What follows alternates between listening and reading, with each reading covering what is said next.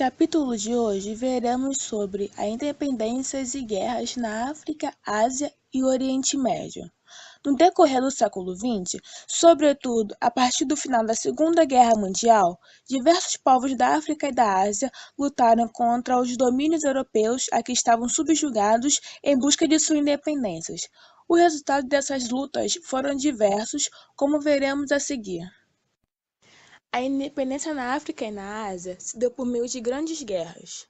Em meados da década de 40 e final dos anos 60, grande parte das colônias na África, na Ásia e no Oriente Médio conquistaram a independência, originando novos países. Os conflitos mundiais em que a nação europeia se envolveu foi determinante para os africanos e asiáticos porque, primeiro, mostrou que o exército europeu não era invencível. E com a Holanda, a Bélgica e a França ocupadas pelos alemães e a Grã-Bretanha enfraquecida, o vínculo de dominação sobre eles foi afrouxado. Convocados para colaborar no conflito, muitos povos africanos e asiáticos se juntaram com os colonizadores para lutar, o que fortaleceu a identidade nacional e deu início ao movimento por autonomia das colônias. Na Argélia, na China e na Indochina, por exemplo, desde o século XIX já havia uma tradição de resistência contra o estrangeiro. As colônias da Grã-Bretanha foram as primeiras a dar início às lutas por autonomia. O Egito, por exemplo, só conseguiu declarar sua independência em 1922, porém a maior parte das colônias europeias na África e na Ásia só conseguiram alcançar independência durante a Guerra Fria. Tanto os Estados Unidos como a União Soviética não tinham interesse nenhum em apoiar o colonialismo europeu sobre os povos africanos e asiáticos. No início, a Grã-Bretanha reluta bastante, porém, em 1947, ela cede e aceita a criação de dois países no seu subcontinente indiano. Um é a Índia, de maioria hindu, e o segundo é o Paquistão, de maioria muçulmana. Nas demais colônias, os britânicos entram em acordo com as elites locais com o objetivo de conservar os interesses econômicos da região. A Holanda, por sua vez, resolve fazer igual à Indonésia. Em 1949, eles negociam com a guerrilha. A França, por outro lado, foi uma das potências ocidental mais inflexível. Na Indochina, os vietnamitas declaram independência após a invasão japonesa. Porém, a França não aceita, ataca e invade a região. Essa guerra dura de 1946 até 1954, quando o Acordo Internacional reconhece a independência de Laos, Camboja, Vietnã do Sul e do Norte. Na Argélia também, o movimento de independência começou após o fim da Segunda Guerra. A Frente de Libertação Nacional, que era composta por rebeldes argelinos, bate com tudo de frente com o governo francês, mas é duramente combatido. Esse conflito dura até 1962, quando a Argélia finalmente se torna um país independente. Em meio a esse processo de independência na África e na Ásia, diversos representantes resolveram se reunir em Bandung, na Indonésia, numa conferência. O que eles buscavam? Eles buscavam uma posição política independente em um mundo polarizado entre duas superpotências, que, como nós sabemos, é a União Soviética e os Estados Unidos. Eles condenavam o colonialismo, o racismo, as armas atômicas e a intervenção dos Estados Unidos e da União Soviética nos assuntos internos das nações. A partir daí, surgiu o conceito de terceiro mundo, que eram países que não pertenciam ao bloco capitalista liderado pelos Estados Unidos, que eram chamados de primeiro mundo, e nem faziam parte do bloco socialista, que era comandado pela União Soviética, criando assim o terceiro mundo. O terceiro mundo era composto por países africanos, asiáticos e latino-americanos pobres. O que é isso? São países com baixos índices sociais, enorme desigualdade, economia baseada na produção agrícola ou extrativista e politicamente instável, dependente dos países centrais. A África entre o pan-africanismo e a fragmentação. Durante o século XIX, intelectuais reformularam o conceito de raça, que ficou conhecido como pan-africanismo, que tem o princípio de defesa, unidade, justiça, igualdade e solidariedade. Cada um com seu ponto de vista no que representa a raça, um dos nomes mais conhecidos é o de Leopold Senghor, que liderou a independência do Senegal em 1962. França formulou a ideia de negritude, criticando o colonialismo europeu com o objetivo de levar os africanos a redescobrir sua cultura, valorizando sua identidade política e social. Até a Segunda Guerra Mundial, o movimento ficou restrito à Europa e Estados Unidos. Com o tempo, se expandiu à África.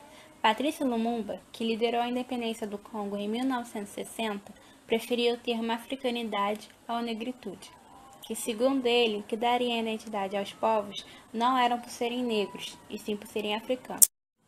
Em 1963, governos africanos fundaram, com base nos princípios do pan-africanismo, a Organização da Unidade Africana, alterada depois para a União Africana. Durante o processo de independência, os povos africanos passaram por situações difíceis. O continente tinha cerca de 800 etnias e mais de 1000 línguas. As potências europeias realizou a partilha da África no século XIX. As colônias e possessões foram delimitadas superficialmente e a diversidade dos povos ignorada. Com isso, povos com identidades comuns foram separados, enquanto grupos rivais foram reunidos no mesmo local, resultando em diversas guerras civis. Portugal tentou preservar suas possessões coloniais, porém o ditador Salazar negou os movimentos de libertação, mesmo sem o apoio da ONU e da comunidade internacional. Guerrilhas lutavam pela independência de Moçambique, Angola, Guiné, Cabo Verde e outras. Em 1968, Salazar se afastou do poder, mas seu sucessor deu continuidade à sua política. Em 1974, houve a Revolução dos Cravos, movimento das Forças Armadas que derrubou o governo salazarista. O novo governo aceitou negociar com as organizações rebeldes, que assim obtiveram a independência. Guiné em 74, Angola, Moçambique e Cabo Verde em 1975. Mesmo com as independências na África, as opressões sociais aumentaram, o que aconteceu na África do Sul. Uma série de leis impostas pela minoria branca deu início ao apartheid, política de segregação, que se tornou oficial em 1948. Leis que separavam negros dos brancos nas escolas, hospitais, transportes, entre outros. Em 1950, o Congresso Nacional Africano conduziu os primeiros movimentos contra leis racistas, liderado por Nelson Mandela.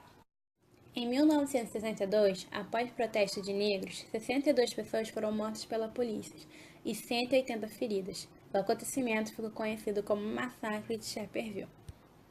Então, o Congresso optou por derrubar o governo branco, recorrendo à luta armada. Mandela foi preso e condenado à prisão perpétua. Assim, as leis se tornaram mais duras, se tornando um país isolado no mundo e condenado pela ONU. Em 1980, o governo sul-africano preparou o fim da política racista. Em 1990, Mandela foi solto. Em 1994, foi eleito presidente, levando assim o fim do apartheid. A independência na Índia. A Índia era dominada pela Inglaterra desde o século XVIII e constituída uma das mais importantes colônias britânicas sobre o aspecto econômico. Em 1885, surgiu o primeiro movimento nacionalista na região, feito por intelectuais indianos. Entretanto, até o fim da Primeira Guerra, o movimento não conseguiu nada. A partir daí, a Inglaterra ficou enfraquecida economicamente e com as dificuldades para manter seu grande império, construído ao longo do século XVIII e XIX. Por outro lado, a Índia estava marcada há 5 séculos pela divisão religiosa entre hindus e muçulmanos, grupos religiosos com suas próprias organizações. O grupo que se destacou foi o Indus, pois possuía um líder muito bom, o advogado Mohandas Gandhi.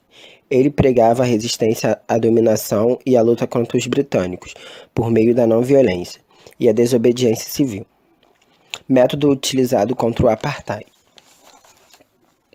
As ações de Gandhi consistiam em em desobedecer às leis inglesas sem se preocupar com as consequências, em boicotar os produtos ingleses, fazer greves de fome para que ambos os grupos religiosos deixassem as divergências de lado e se unissem a favor da causa comum, a independência. Em 15 de agosto de 1947, a Índia consegue a independência. O país, porém, ainda enfrentava forte tensão entre os grupos religiosos e rivais e se fragmentou em dois: a Índia dito Paquistão, sendo que o mesmo estava geograficamente dividido em oriental e ocidental. Portanto, a violência religiosa e as disputas por terras prevaleciam. Gandhi foi assassinado em 1948 por um radical hindu. O conflito árabe-israelense. O conflito árabe-israelense é um longo conflito que ocorreu no Oriente Médio. Aconteceu desde o fim do século XIX, com a reivindicação de direitos sobre a área da Palestina por parte dos judeus e árabes. Esse conflito resultou em cinco guerras, um número significativo de conflitos armados e 2 intifadas, levantamentos populares. Esse conflito aconteceu por conta da reivindicação de direitos sobre o território da Palestina, por parte de israelenses e palestinos. Segundo cada um destes povos, possuíam direitos milenares sobre a região. Outros motivos estão relacionados à cultura e à imposição de valores ocidentais às tradições orientais. A questão econômica, que diz respeito ao desejo das potências capitalistas de estabelecerem um ponto estratégico na rica região. Os judeus foram expulsos da Palestina pelos romanos, no século I da era cristã, e durante séculos desejaram um retorno à Terra Prometida. Depois de alguns ocorridos, o Império mudou o nome da Terra Prometida para Palestina. Alguns judeus continuaram na região, outros só voltaram nos séculos XIX e XX. No século VII, a Palestina foi invadida pelos árabes muçulmanos. Com a proclamação de Israel, a Liga Árabe, insatisfeitos, invadiu o Estado israelense em 1948 com o objetivo de reconquistar o território, iniciando então a Guerra de Independência. O povo israelense sai vitorioso e aumenta a ocupação da área para 75%. Nesse período, o Egito assumiu o controle da faixa de Gaza e a Jordânia criou a Cisjordânia. No contexto do Oriente Médio pós-1945, o Irã é que merece mais atenção e destaque, porque foi nele que os muçulmanos xiitas ascenderam pela primeira vez ao poder no mundo islâmico contemporâneo, sendo a maioria religiosa. Em 1953, Shah Mohammad Reza Pahlavi, com o apoio dos Estados Unidos, começa a governar com poder absoluto, reprimindo qualquer oposição. Seu objetivo era usar o lucro da venda do petróleo para modernizar o país e transformá-lo em economia militar. Em 63, a economia iraniana cresce e prospera principalmente por conta do petróleo. Porém, a grande maioria iraniana, que eram as classes médias e a população pobre, estavam à margem desse crescimento econômico, porque somente a pequena elite do país, os altos funcionários das empresas estrangeiras e a família de Shah que podiam se beneficiar com a riqueza gerada. Daí, somando todas essas insatisfações e o projeto de ocidentalização do país, mais a má distribuição, a população se revolta. A partir daí, o chefe espiritual dos xiitas, Ruhollah Khomeini, passou a liderar a oposição ao regime de Shah desde 1950, acusando o Shah de corrupção e tirania. Em 75, a oposição ao regime aumenta. A maioria da população, que eram as pessoas que viviam no campo ou em bairros pobres, era extremamente fiéis e bem seguidoras ao fundamentalismo xiita e mostrava-se cada vez mais indignada com as reformas ocidentalizantes de Shah. enquanto a classe média urbana, cansada de viver sob uma ditadura, passa a denunciar a corrupção e o autoritarismo do regime. No final de 78, os protestos aumentam de forma significativa, crescendo as manifestações de ruas. Milhares de sacerdotes de mesquitas declaram guerra santa ao Shah.